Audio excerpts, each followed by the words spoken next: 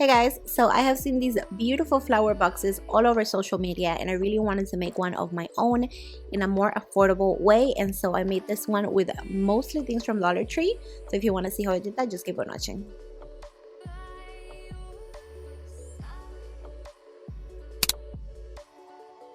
Okay, so first of all, here are the things that you will need.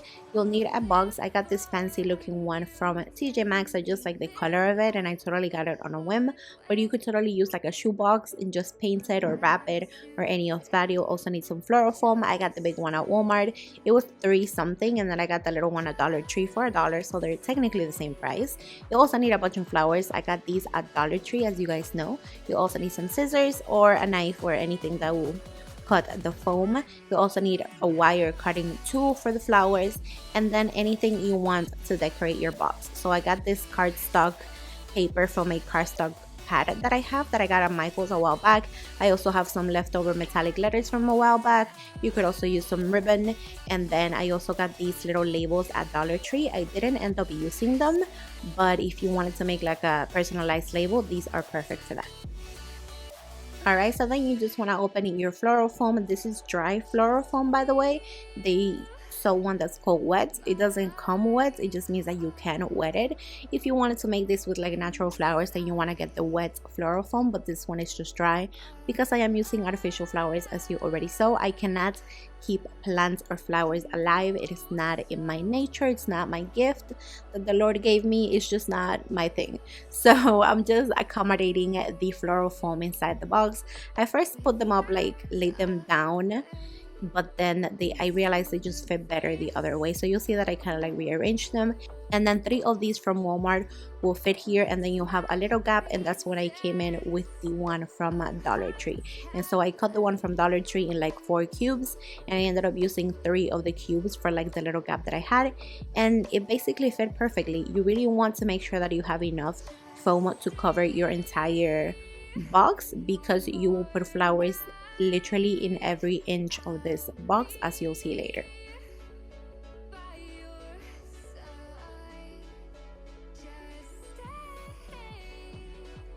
Then you want to take your flowers and separate each flower individually. So I got 8 bunches of flowers, and I actually ended up missing 2 of them.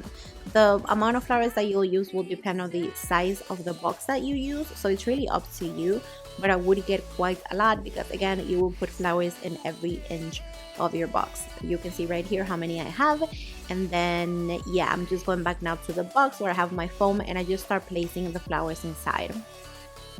So this is really the easiest and the fastest part of the entire DIY. You just kind of want to have a strategy going into it. So I found out that when you put the flowers like one next to the other, then your flowers will end up leaning to one side because one is pushing the one next to it. Don't know if that makes sense when I say it, but if you try it on your own, you'll kind of see what I mean. So putting the flowers on opposite corners and then filling the spaces coming in all the way to the center is what worked best for me.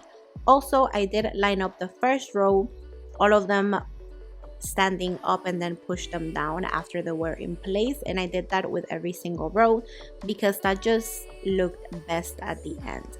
After I put the first row, then I made little holes for all the other rows that would follow, kind of going by the space that I would see in the first row. Don't know if that makes any sense, but let's say the roses are an inch apart in the first row, then I kind of went an inch forward and then an inch apart in like going down the sides. Does that make any sense? And I just did that for the entire foam, and then after that I just placed all of the flowers in each of the holes, standing up all of them until I filled up the entire box. And then once the entire box was filled up, then I just pushed all the flowers down.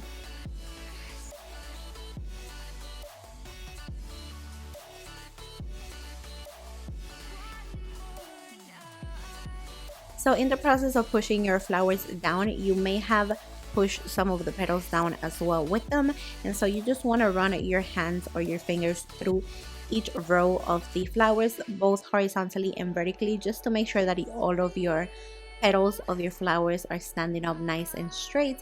And also you want to take this time to rearrange some of the flowers. If you have to like fluff off any corners or any of that, this is the time to do so.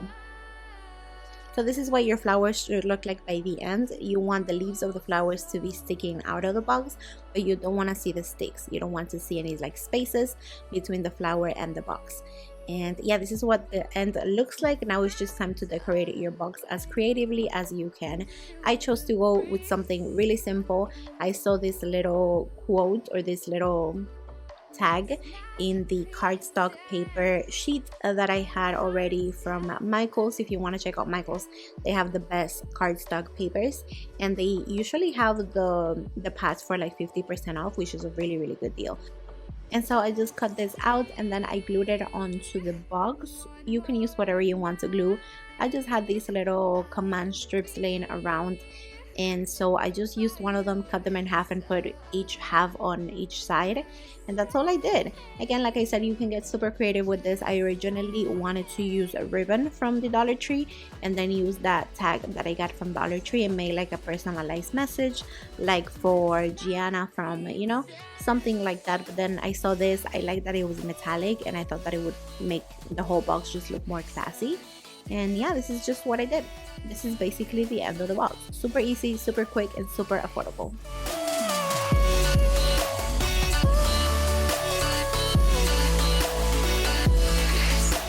I really hope that you enjoyed this video. Thank you guys so much for watching, and if you did enjoy it, make sure to give this video a thumbs up and also subscribe if you haven't already.